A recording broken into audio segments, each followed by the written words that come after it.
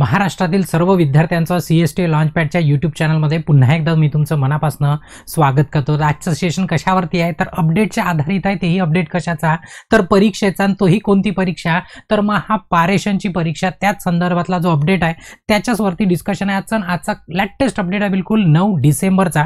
आणि तुम्हाला जर माहित असणार ना, तुम्ही जर माझ्याशी ऑलरेडी जुडलेले असणार तर तुम्हाला याच्यापूर्वी आपण एक सेशन घेतलं होतं की नेमकं परीक्षा कधी होणार।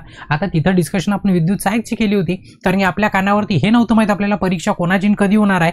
तेव्हा तुम्हाला मी सांगितलं होतं, जस्ट काही दिवसांपूर्वीच मी तुम्हाला सांगितलं की तुम्हाला जवळपास या डिसेंबरच्या पहिल्या हप्त्यामध्ये नोटिफिकेशन मिळू शकते, 1-2 दिवस मागे पुढे असं। तर आज काय झालं की मागे पुढे म्हणजे थोडंसं 2 दिवस पुढे गेलं, तर 9 तारखेला नोटिफिकेशन आणि आपण सांगितलं त्याच पद्धतीने आलं। फक्त कसं आहे, मी कन्फर्म तुम्हाला याच्यापूर्वी सांगितलं ना, माझे वडील आहे तिथं सह्या मारणार आहे आणि ना माझा सासरा आहे, त्याच्यामुळे तर 9 तारखेला आलं, काय हरकत नाही, मागे पुढे 1-2। आता खुशी कशाची आहे तुम्हाला सांगतो मी। आता आपण कशाचे, आता बरेचसे विद्यार्थी कशासाठी जोडले माझ्यासोबत, विद्युत सहाय्यक या पदासाठी। आता जरी या पदाची परीक्षा नाही आहे, जरी या पदाची परीक्षा नाही, पण आपल्यासाठी आनंदाची गोष्ट काय, परीक्षा तर होत आहे, कोणाच्या तरी पोस्टची परीक्षा होत आहे त्याचं। कारण कसं आहे, एका आपण पंक्तीमध्ये बसलो, जर लाडू संपून गेले अर्ध्यात तर काही बाकीच्यांना टाकून देत नाही, पुन्हा दुसरे लाडू आणून बाकीच्या पंक्तीमध्ये वाढल्या जातं, म्हणजे काय तुम्हाला अर्ध्या जेवणामध्ये उठायची गरज नाही।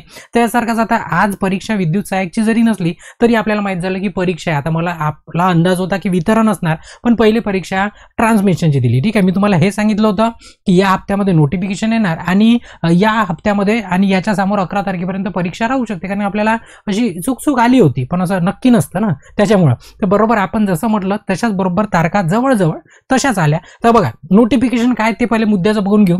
पहिला असिस्टंट इंजिनियर आणि 2 नोटिफिकेशन आले आजच्या 9 तारखेला। आता मी जेव्हा सेशन बनवत आहे, पुन्हा तिसरं जर टाकलं थोड्या वेळाने तर पुन्हा नवीन सेशन करावं लागेल, कारण जस्ट जसा टाकला नोटिफिकेशन आलं तसंच माझं सेशन बनवणं सुरू झालं।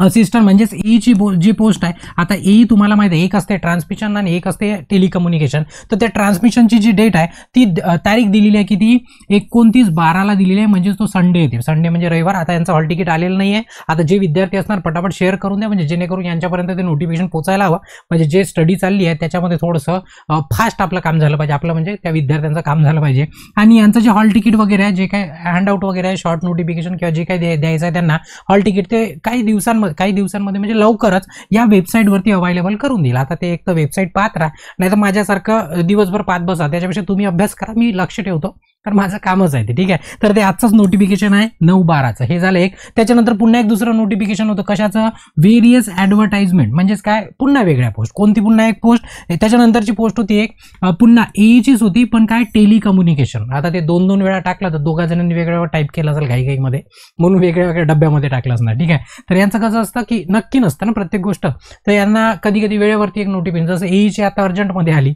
बरोबर आहे, तर एक आहे 11 जानेवारीला, तेही सॅटर्डेला आहे, संडेला नाही, लक्षात ठेवा। त्याच्यानंतर ऍडिशनल एक्झिक्युटिव्हची आहे, ते 18/1ला आहे, म्हणजेच काय 2025च्या तारखा दिलेल्या आहे, तेही सॅटर्डेला आहे। त्याच्यानंतर डेप्टी इंजिनियरची आहे, तेही तुम्हाला 20 तारखेला, आणि तेही कोणत्या महिन्यामध्ये आहे, जानेवारी महिन्यामध्ये, 1 महिना 2025, म्हणजे पुढच्या वर्षी, हॅपी न्यू इयर झाल्यावर। पण ते आहे मंडेला, कशी आहे ते मंडेला, म्हणजे संडेला वगैरे नाही। आणि यांचं पण जे हॉल तिकीट आहे ते सेपरेटली तुम्हाला पब्लिश म्हणजे तुम्हाला, म्हणजे ज्यांचं असणार पेपर त्यांना सेपरेटली पब्लिश केला जाईल। हाही अपडेट कधीचा आहे, 9 तारखेचाच आहे, कधीचा आहे, 9 तारखेचाच।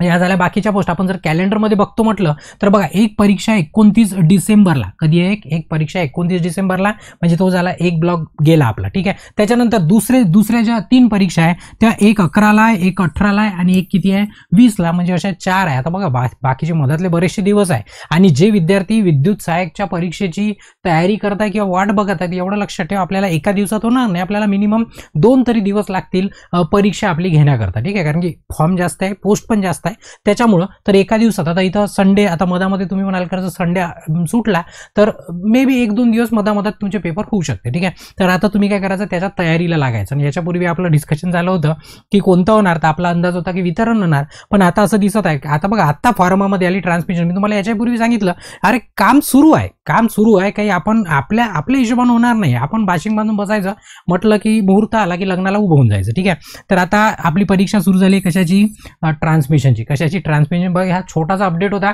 आनंदाचा होता. ऍक्च्युली सुरू झाली बा, पंगत वाढणं सुरू झालंय, तर आपला नंबर कधी पण याच्यामध्ये येऊ शकतो. ठीक आहे, याच्यामध्ये काही कोणाला शंका नाही आहे. ठीक आहे. तर हा अपडेट होता कशाचा, ट्रान्समिशनच्या परीक्षेसंदर्भामध्ये शॉर्ट अपडेट होता आणि महत्त्वाचा अपडेट होता सर्वात. म्हणजे आता कसं, जे विद्यार्थी थोडेसे, आता बरेच विद्यार्थ्यांच्या जे निगेटिव्ह विद्यार्थी आहे, बरेच दिसतात मला, पण तुमचे पण मित्र असतील खूप सारे, की परीक्षा होणारच नाही, कॅन्सलच होणार. हे बघा, असं पुरावा आहे, पुरावा की परीक्षा होणारच आहे. पण माझं स्टेटमेंट काय तुम्हाला माहित आहे, की मित्रा अभ्यास कर, उद्याच परीक्षा आहे. सांगता येत नाही कधी कोण्या दिवशी तुम्हाला नोटिफिकेशन मिळणार, काही सांगता येत नाही. तर आपण बरोबर याच्या मधामध्ये कधीही आपली परीक्षा राहू शकते किंवा याच्यानंतर पण राहू शकते. ठीक आहे.